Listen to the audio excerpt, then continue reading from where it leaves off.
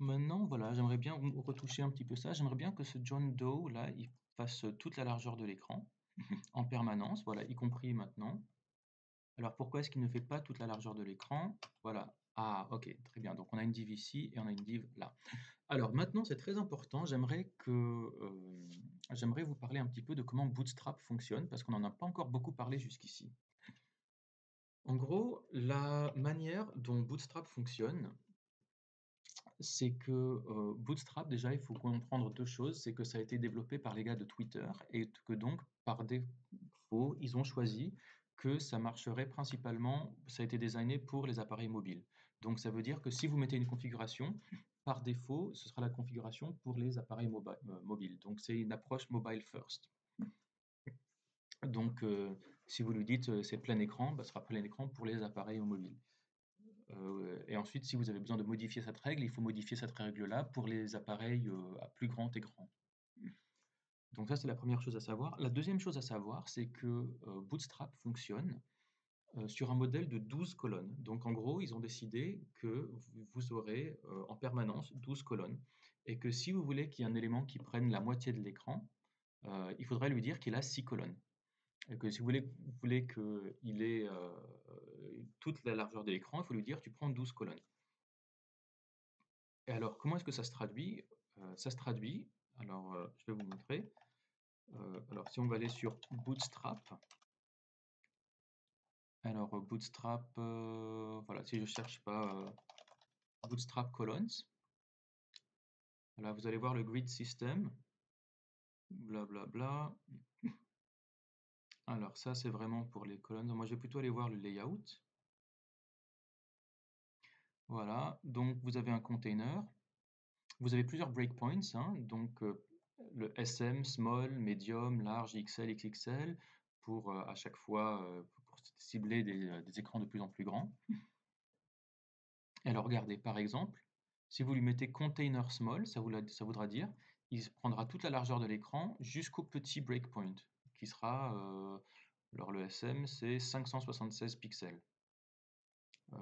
Si vous lui dites container large, il prendra 100% de la largeur jusqu'aux écrans larges. Et après, sur les écrans plus larges, ce sera différent. Alors, où est-ce qu'on va voir les colonnes? Je vous laisserai regarder un petit peu comment ça marche les colonnes. Mais en gros, tout ça pour vous dire, voilà, donc vous voyez que, regardez, par exemple, là, regardez ces deux colonnes. On a une colonne qui prend un tiers, une deuxième colonne qui prend un tiers de l'écran, et dans la troisième partie, dans le troisième tiers, il n'y a rien. Comment ça se traduit?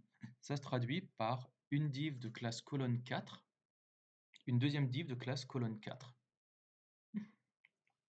Et vous voyez qu'à l'intérieur donc, de ce row justify content start là, il y a seulement deux divs. Et comme elles ont toutes les deux colonne 4, elles prennent toutes les deux. Alors 4 par rapport à 12, c'est un tiers. Donc chacune de ces divs prend un tiers de l'écran. Donc là, on a bien deux divs qui prennent chacune un tiers de l'écran. Donc c'est comme ça que ça marche. Nous, si on regarde sur notre site web ici, c'est la même organisation. Vous voyez que là, notre John Doe, si je le regarde lui, là, on est en... Voilà, cette classe-là, on est en... Je vais grossir un petit peu. On est en colonne, alors col MD4. Alors col MD4, qu'est-ce que ça veut dire? Eh bien regardez, si on regarde ici, le col MD4, où est-ce qu'il est? Bon, je ne le vois pas. Le colonne MD4, ça veut dire que tu prends un tiers de l'écran,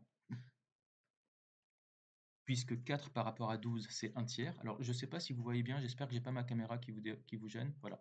Donc, j'ai le col MD4, qui signifie de prendre 4 douzièmes de l'écran, autrement dit un tiers de l'écran. Mais dès que l'écran augmente, ça change. Regardez donc le grid options. Voilà, donc je les ai trouvés ici.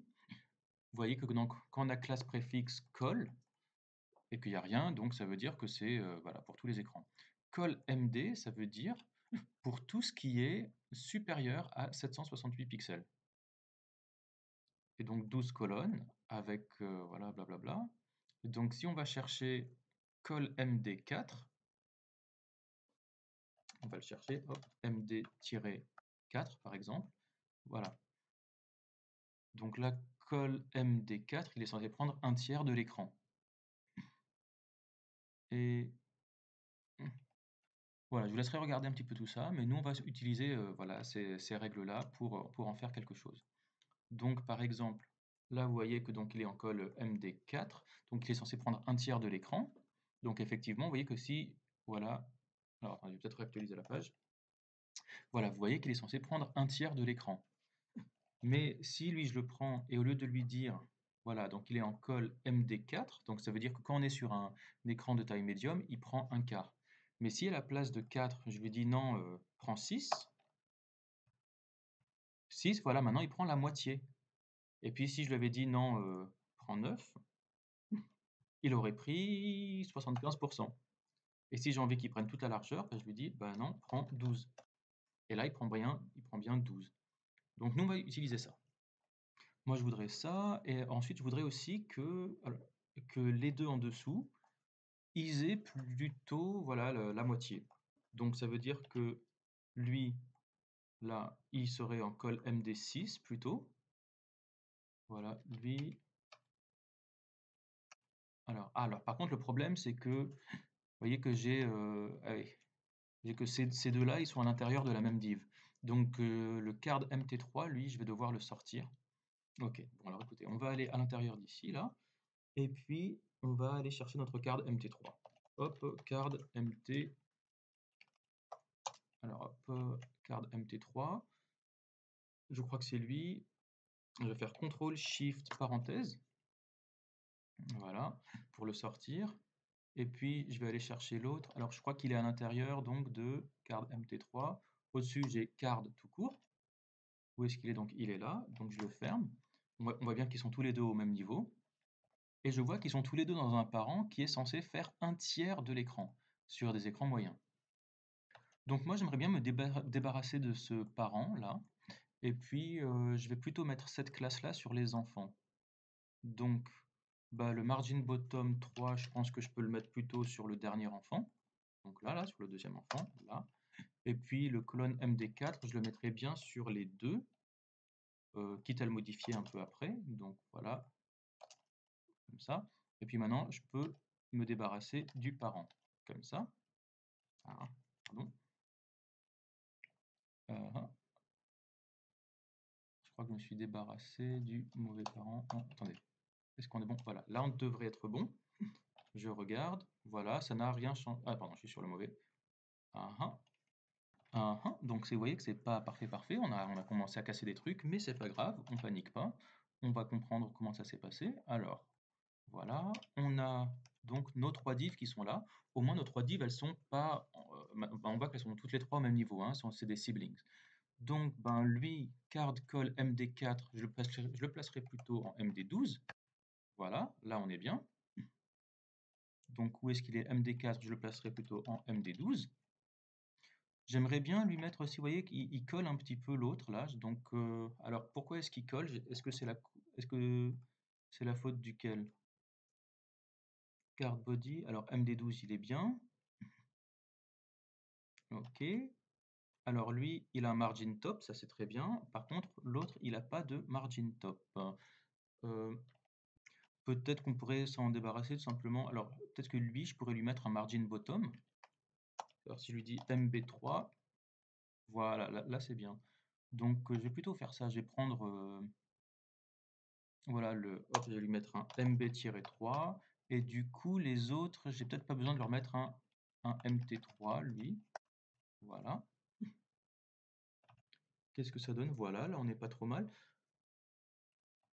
Voilà, là, vous voyez on n'est pas trop mal, hein. En plus, voilà, dès qu'on arrive sur des écrans plus larges, voilà, on est toujours à peu près bien. Le seul petit souci que j'ai, c'est qu'ils sont pas parfaitement alignés, hein. Vous voyez que si je regarde lui, là, il n'est pas complètement aligné avec celui d'au-dessus. Voilà, donc vous voyez que lui, il a de la margin sur... Voilà, il y a des margins sur les côtés que lui n'a pas.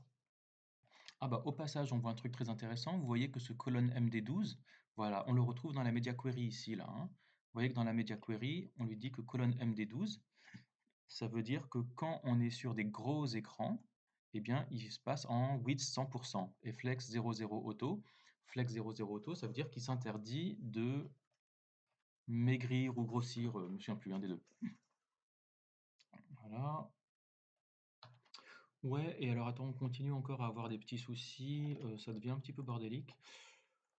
Bon, écoutez, vous savez ce que je vous propose de faire? En fait, déjà, je vois qu'ils n'ont pas tous les mêmes classes. En fait, vous voyez que j'en ai un, il a une classe card, l'autre, il a une classe card, et le troisième, en fait, sa classe card, elle est à l'intérieur de l'enfant. Je serais tenté de prendre cette classe card et de la mettre là, au-dessus, comme ça, ils auraient tous à peu près les mêmes classes. Donc, il y en aurait un qui serait en colonne des 12, l'autre colonne des 4, l'autre colonne des 8. Donc, et donc là, on est bon. Mais par contre, vous voyez que là, on a toujours, en faisant comme ça, le petit souci que bah, ils n'ont pas exactement la même, voilà, la même hauteur, là, les deux. Ce que j'aimerais faire, je vais peut-être prendre ces deux gars-là, et puis les coller à l'intérieur d'une div qui sera en display flex. Et puis ensuite, voilà, donc je vais prendre, voilà, ces deux divs, je vais les mettre à l'intérieur, voilà, je vais faire un petit wrap d'un truc qui est en display flex, voilà. Maintenant, quand je regarde, voilà, donc là, ils sont bien en display flex. Le problème, c'est que maintenant, quand je pense qu'on passe, voilà, un machin comme ça, là, c'est pas super. Donc, je pense qu'il faudrait, ce serait de mettre le flex responsive en mobile. Donc là, je viens d'ouvrir un onglet, voilà, How to make FlexRow responsive en Bootstrap 4. Et sur la doc de Bootstrap 5, alors attention, bien Bootstrap 5, si on regarde la direction, on a un truc par ici, là, voilà, responsive variations exists for flex direction. Et donc, on peut lui dire flex md colonne. Autrement dit, dès que tu arrives sur le breakpoint medium, tu te mets en colonne. Donc, je lui mettrai bien ça, moi. Donc, je vais lui mettre, alors où est-ce qu'il était par contre? Alors, je vais fermer ça. Lui, je vais le fermer aussi. Voilà, donc c'était lui qu'on voulait. Alors lui, je vais lui dire, eh ben, flex md colonne. Donc dès qu'on arrivera voilà, sur le breakpoint medium, il se mettra en colonne. Donc je vérifie, voilà. Donc, donc il ne l'a pas fait. Alors par contre, si je regarde flex md colonne, vous voyez que ça ne correspond à aucune règle. Donc c'est bizarre. Pourtant, quand j'élargis, hop, il se met bien en colonne. Et là, je revois que donc sur mon flex MD colonne, là, j'ai bien un truc, là, flex direction colonne important, quand on est sur min width 768. Donc en fait, il me met bien en colonne sur les grands écrans, mais moi, c'était le contraire que je voulais. Alors oui, puisque voilà, ça, on retombe sur ce que je vous ai dit tout à l'heure, c'est que Bootstrap, il a été pensé avec mobile first. Donc si vous voulez lui dire une règle, il faut lui dire bah, la règle pour le mobile d'abord. Et moi, ma règle que je voulais, c'est sur le mobile, qui soit en flex direction colonne. Autrement dit, on va faire le contraire. Au lieu de lui dire, donc en fait, ce qu'il faudrait lui dire, c'est tu te mets en flex colonne, et sur les grands écrans, tu te mets en flex row, donc pas colonne. Donc c'est plutôt le contraire en fait qu'on aurait dû faire. Donc là, voilà, je vais lui dire donc display flex, et donc je vais enlever le MD colonne, je vais lui dire tu es toujours en colonne, voilà, comme ça. Et ensuite, sur quelques breakpoints, dès que tu seras plus gros, tu te mettras en row. Alors retournons-y, donc je vais lui dire display flex, là je vais enlever le MD, et ensuite je vais lui dire ben, flex MD row du coup, flex-MD row. Alors regardons si ça marche. Donc là, je suis bien en colonne, et dès que j'agrandis, voilà, là, je suis bien en row. Ok, c'est super. Donc maintenant, il ne me reste plus qu'à prendre, voilà, on pourrait peut-être ajouter un petit gap. Voilà, sur cette carte-là, donc on est à l'intérieur donc d'un display flex. Ce display flex, j'aimerais bien lui mettre un petit gap de, je sais pas, 0.25 REM, un truc comme ça, ou un peu plus peut-être. Voilà, 1 REM. Voilà, ça c'est bien. Alors, je suis sûr que Bootstrap a une classe pour faire ça. Je vais regarder vite fait. Bootstrap Flex Gap. Et on va voir ce qu'il nous propose. Voilà, j'ai trouvé donc Gap. J'ai trouvé Gap 3. Bon, bah, voilà. Il n'y a pas de Gap 0. Ok, donc il y a Gap 0, 1, 2, 3, 4, 5. Ok, bah écoutez, au lieu de lui mettre un Gap comme ça, je vais lui rajouter une classe. Donc, je vais lui mettre une classe... donc, c'était quoi? Je vais lui mettre Gap-1. Voilà, c'est pas trop mal. J'aimerais bien que ce soit pareil qu'au-dessus. L'autre, on avait 3, donc peut-être mettre un gap-3. Voilà, c'est pas trop mal. Puis j'aimerais bien aussi que ce soit à peu près la même hauteur. Alors pourquoi est-ce qu'ils n'ont pas la même hauteur? Lui, il a une margin et l'autre, il n'a pas de margin. Effectivement, vous voyez que lui, il a un MB3. Il a une classe MB3. Donc le premier enfant, là, je vais lui retirer sa classe MB3. Alors, est-ce que c'est lui ou est-ce que c'est l'autre? Je pense que c'est là-dedans. Voilà, lui, je vais lui retirer sa classe MB3. Voilà, et là, on est à peu près bien. Bon, alors, bonne nouvelle. J'ai cherché, puis j'ai fini par trouver. En fait, regardez comment j'ai trouvé. Vous voyez, en fait, là, donc j'ai ma carte à gauche, là, enfin, j'ai ma carte à gauche et ma carte à droite, et entre les deux, vu que là, notre conteneur, c'était un display flex, je me suis dit, bon, voilà, on avait un gap, là, j'avais mis un gap 3, donc ça donnait un REM.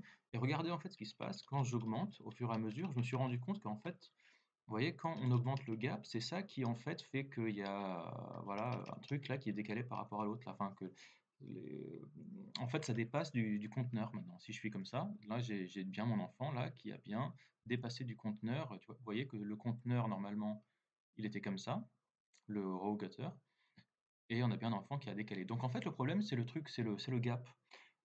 Et donc en fait, j'ai compris que là, si on regarde là voilà notre Flexbox, elle a donc 2 enfants et il y en a un de ses enfants, en fait, il a un width de 33. Quand on lui a mis un colonne MD4, en gros, on lui a dit: «Tu prendras un tiers de l'écran» et du coup, le colonne MD4, il lui a mis un width de 33 et l'autre, il lui a mis un width de 66. Le problème, c'est que si vous faites 33 plus 66 plus le gap, et ben, en gros, c'est le gap qui vient foutre le bordel. Donc, ce qu'il faudrait qu'on dise, c'est en fait le width, tu vas pas faire 66%, tu vas calculer, pas 66%, mais en gros, tu vas faire 66% moins le gap. Alors, je crois que le gap, je crois que c'était combien voilà, alors, je vais remettre le gap là, où est-ce qu'il était là? Je vais réactualiser la page. Voilà. Donc là, où est-ce qu'il, où j'avais, voilà, je lui avais mis un gap, c'était pas lui, c'était par là. Voilà, donc vous voyez que j'avais un gap là de 1 REM. Et donc, pour chacun des deux, là, donc c'est pour chacun des deux enfants, je vais leur dire, bah, il y a un REM à vous séparer entre vous deux. Donc, chacun d'entre vous, voilà, donc toi, tu prendras 33%. Alors, puisqu'il faut me faire un calcul, je vais mettre un calque, voilà. Et donc là, je vais mettre 33% moins 0,5 REM. Voilà. Et je vais faire pareil sur l'autre. Je vais lui dire, toi, tu es 66%. Bah non, tu es 66% moins 0,5 REM. Voilà. Et là, ça fait en sorte qu'il dépasse pas trop. Enfin, il dépasse pas. Alors après, il restera aussi à retirer le padding, hein. Vous voyez que là, j'ai le padding sur les côtés qui le rapetisse un peu là. Et donc, je dois avoir un padding quelque part. Voilà, padding right et padding left. Donc ensuite, là, si je retourne là-dessus et que je lui mets padding 0, normalement, voilà, on est bien exactement comme on voulait. Alors, comment est-ce qu'on va faire ça? Bah écoutez, je vous propose de faire ça dans la vidéo d'après. À tout.